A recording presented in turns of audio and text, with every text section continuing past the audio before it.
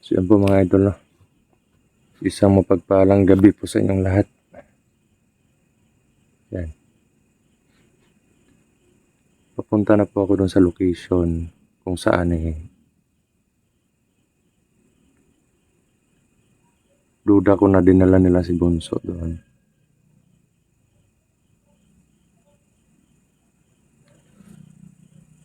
Grabe yung mga nangyayari ngayon mga idol. Nag-ano po ako, yung yun nga yung na-explain ko po sa update.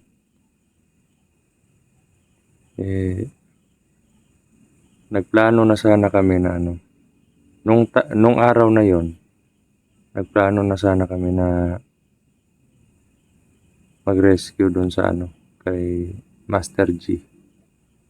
Kapatid natin kasi siya lang yung siya lang parang kaya lang naman puntahan kasi medyo malapit lang yung hindi kalayuan.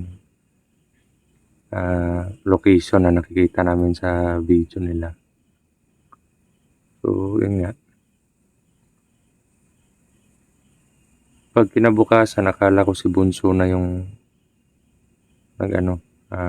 kumakatok para mag-explore na kami, gano'n. Papa niya pala at hindi ko inaasahan na gano'n yung mangyayari kay Bunso. Sobrang sakit po sa dibdib ko mga idol. At ayaw ko po sana mag-upload ng video para hindi po matukoy ng kalaban kung saan ako. Pero yun nga,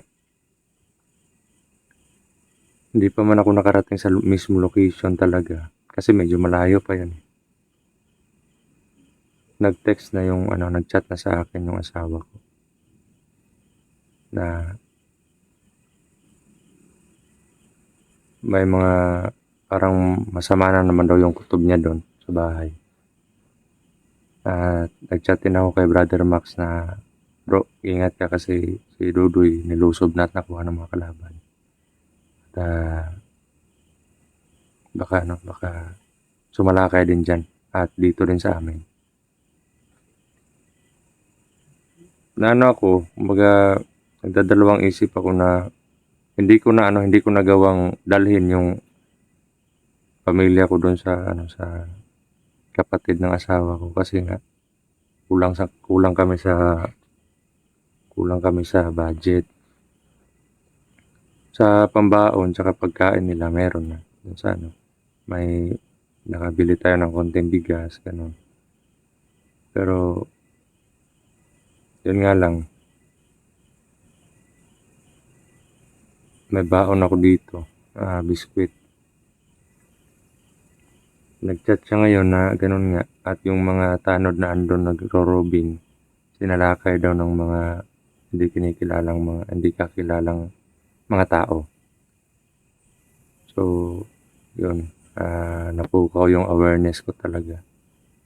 Kaya, yan, nandito po ako ngayon sa mga ito. Sagingan, yan o. Yan, mga kalahating kilometro. Mula dito, doon na sa sa location. Kung saan yung target area natin na hinihinalaan natin. Andun nga si Dudoy. Kasi wala namang ibang sa ngayon, walang ibang maghahabol sa amin ngayon kundi si Apo Medallion. Gawa nga po ng naisahan namin sila doon sa At yun nga. Naging siguro naging successful yung paggagamot niya sa Kung hindi lang sana siya tumakbo, kumbaga, kung sumunod lang sana si Medallion nung nagsitakbuhan na kami. Kaso hindi, yung mga tao niya lang yung sumunod. Siya yung tumalikod na tumakbo. Kaya, hindi rin pwede ng mga idol na iba yung ibigay ko sa kanya. Kasi malalaman niya yun base doon sa aura, doon sa dala ko. Kahit nga ako, madidetect ko talaga yung mararamdaman ko yung presensya doon sa mga panggamot na dinala ko. Kaya hindi po pwede na anuhan natin yun. Iba yung ibigay natin sa kanya. Kasi pag ramdam niya na may mali doon sa nakabalot, sigurado magre-react yun at pwedeng ikasama pa ng anak ko. Importante sa amin noon that time na makuha namin yung anak ko. At kung siguro kung sumunod si Apo Medallion nung time na yun, may puruhan pa or may posibilidad na pwede pa namin mabawi yung mga gamot. So ngayon, kanina may nasagupan ako kanina. Sa daan pa lang parang kakahinala sila tapos masama yung tingin nila at hindi sila makatingin ng diretso sa akin. Nung una parang okay lang sa akin na ganun. Nagkasalubong lang kami sa isang daan. Kasi kumpiyansa ako, parang medyo malayo pa. Papasok pa ako sa sagingan. Pero hindi ko lang nakuha ng video kasi hindi ko pa na yung cellphone sa vlogging kit, hindi ko pa nalagay. At yung sa ngayon, dalawa yung cellphone na dala ko. Nilagay ko lang sa isang stand, dalawang vlogging kit. Pinagdikit ko yung dalawang vlogging kit. At nilagay ko lang sa isang stand. At may may flashlight na din dala. No? Para hindi ako mahirapan na dalawa yung dadalhin ko na cellphone. So pag siguro baka makakasunod si Brother Max sa akin, tulong din siya. At ganun din yung plano ko ngayon. Nag-aalala po talaga ako kay Bunso. So kailangan ko po na i-safety muna yung pamilya ko talaga. Kahit walang panggastos doon.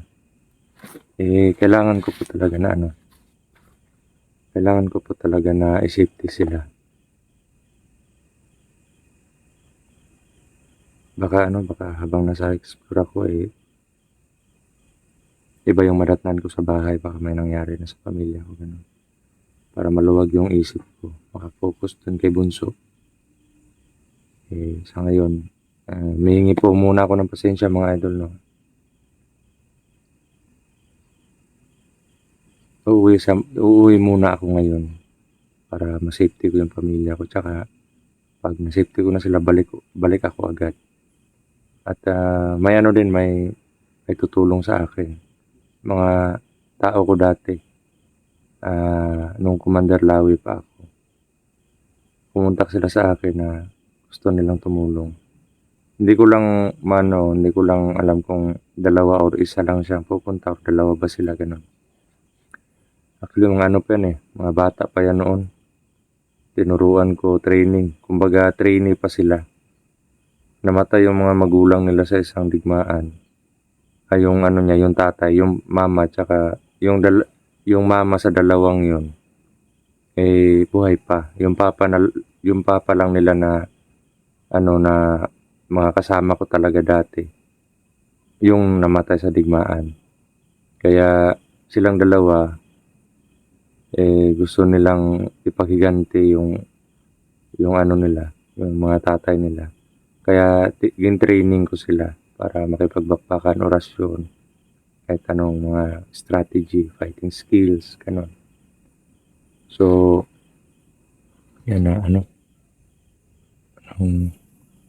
we was slow down.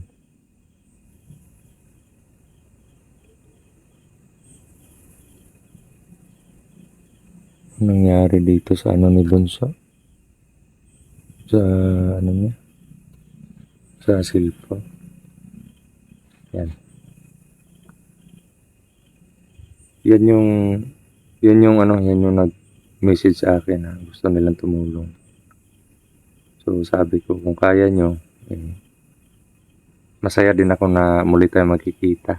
Pero kailangan mag-ingat talaga at hindi ko kapipigilan dahil sa gusto nyong makatulong. Ngayon may mga pamilya rin po sila. Nasa malayong bundok sila nakatira at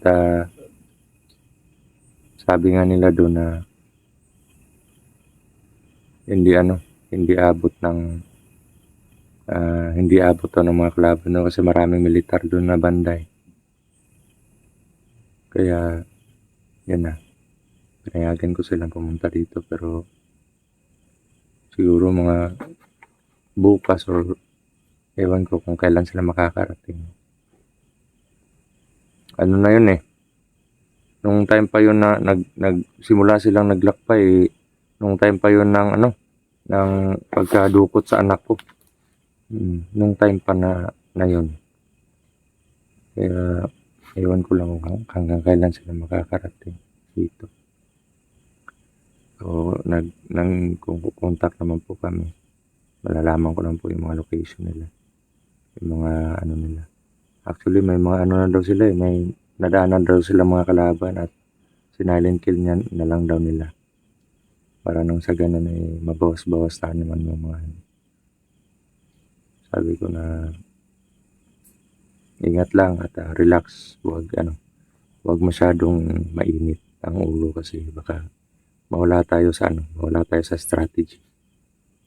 Kasi subok ko na din po yan. Minsan na rin ako nawala sa strategy dahil po sa init ng ulo.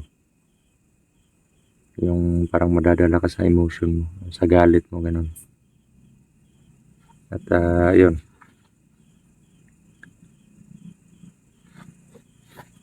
Kanina pa ako nakakaano dito Hindi lang ako mag-isa dito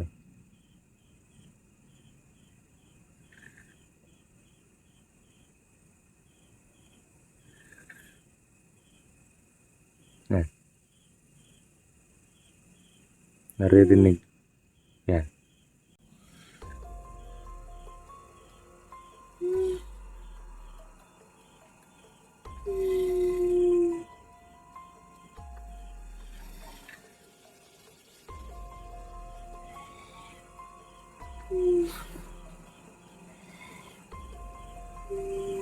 Dinig niyo mga idol.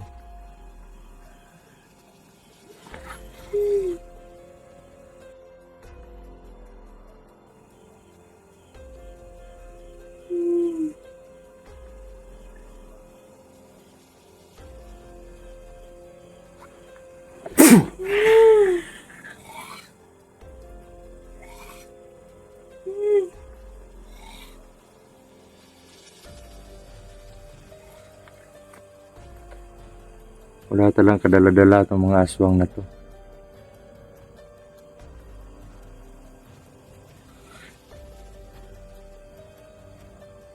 Uwi. Kung kampon kayo ni Medalyon, talagang nako. Si Vladimir, pinatay ko na yun Ano pa mangyari sa inyo ngayon? Tignan lang natin.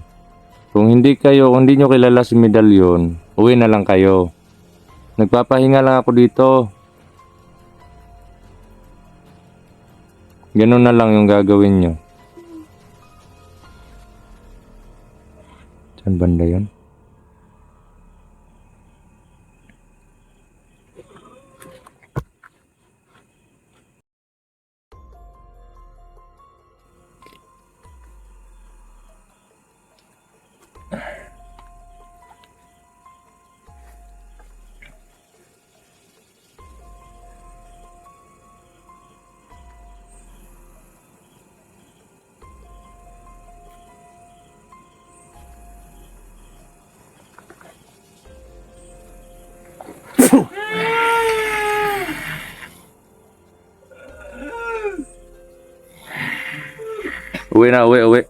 Uwi. Hindi po masama yung nila, yung presensya.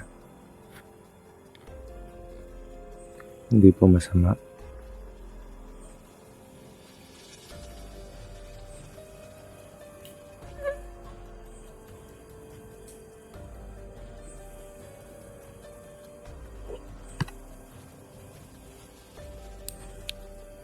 Yan, nasa sagingan pa po ako.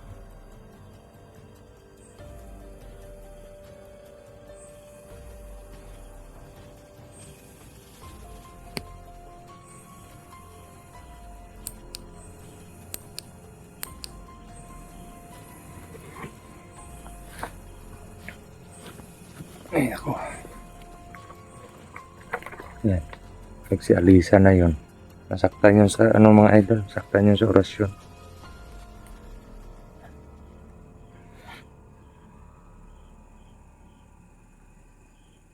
So yun mga idol, kailangan ko po munang bumaba ngayon. Akala ko po kasi masisecure na yung pamilya ko doon kasi yun na nandun na yung mga tanod at nag-volunteer sila na magbantay doon. Kasi hindi lang yung pamilya ko yung dapat bantayan doon eh. Kumbaga parang isang compound yun, mga idol, yung pinag-anuhan namin ngayon, pinagrentahan. Parang isang compound siya. Maraming kapitbahay. So, yun. Alam ko naman na kung sasalakay yung mga kalaban doon, alam ko naman kung sino yung pakay nila. So, yun, nag-volunteer kasi yung mga So, gusto nila makatulong din. May nagpapatrol din ng mga yun. So, akala ko okay na. Kinabahan lang talaga ako sa message ng asawa. Kasi yung mga tanod na atake. At hindi yun basta-basta ng mga tanod, mga idol, kasi may mga anting-anting din yun eh. Yun nga lang. Parang siguro mas malakas pa yung katangian ng mga kalaban. Kaya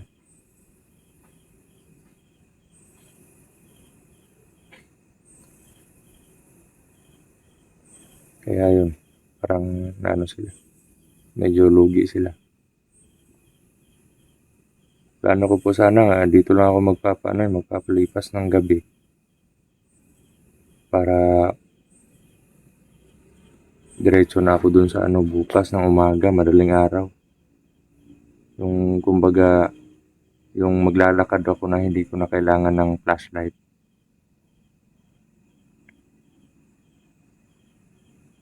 Pero yun nga medyo delikado yung pamilya ko. At baka marami pang madamay doon ng mga kapitbahay. Kaya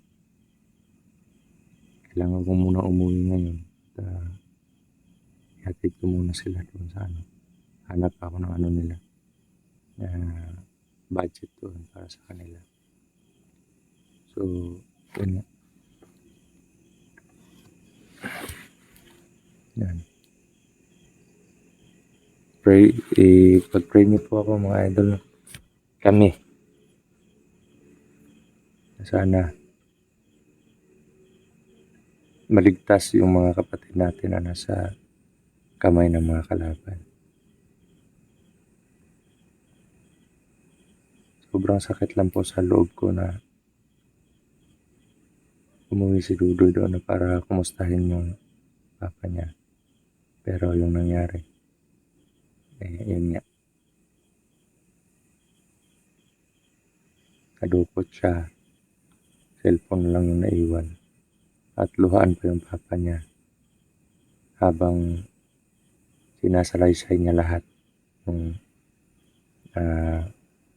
mula nung narinig niya yung boses ng anak niya habang sumisigaw. Tapos pagdating niya doon, wala na. Cellphone na lang yung cellphone na lang yung nailawan niya. Na niya sa ilaw yung cellphone. Muntik niya padang maapakan.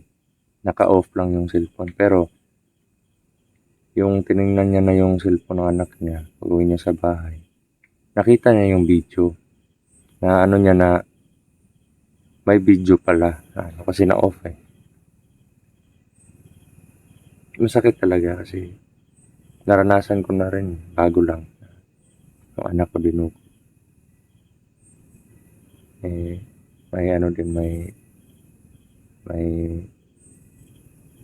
kumbaga may iniinda din sakit yung tatay niya, kaya sabi ko kalmahan mo lang, kasi may karamdaman ka. Pagdasal mo lang kami na sana successful namin. Think positive tayo lahat mga idol. No? Makukuha natin si Dudoy.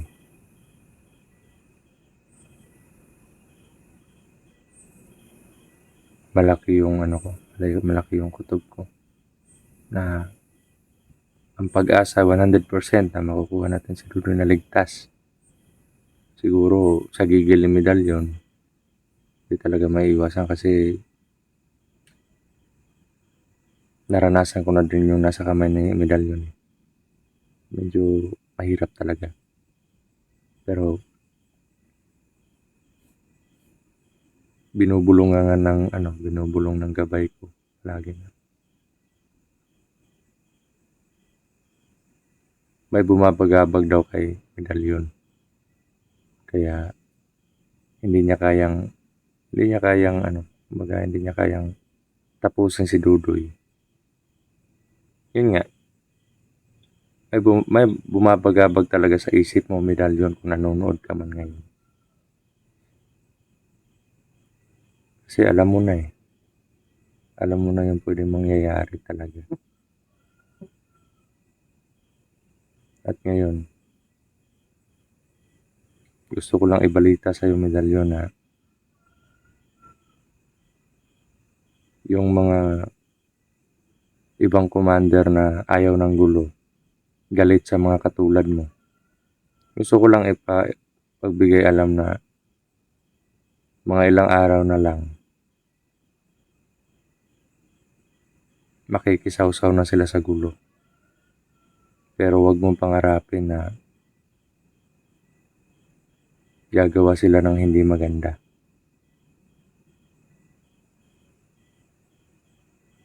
Lilinisan nila ang mga katulad nyo. Lilinisin nila ang mga lupain na sinasakop ninyo.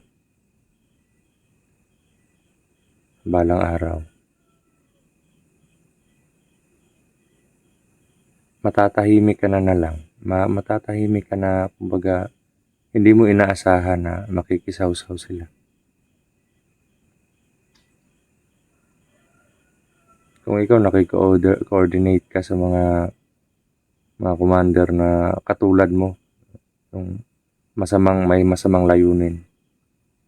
Kaya ako din nakiko-coordinate, cooperating ako sa mga commander na nananahimik lang. Gusto ko lang malaman mo yan kasi iba na yung mga kilos mo. Yung mga bata mo, marami nang nabibiktima.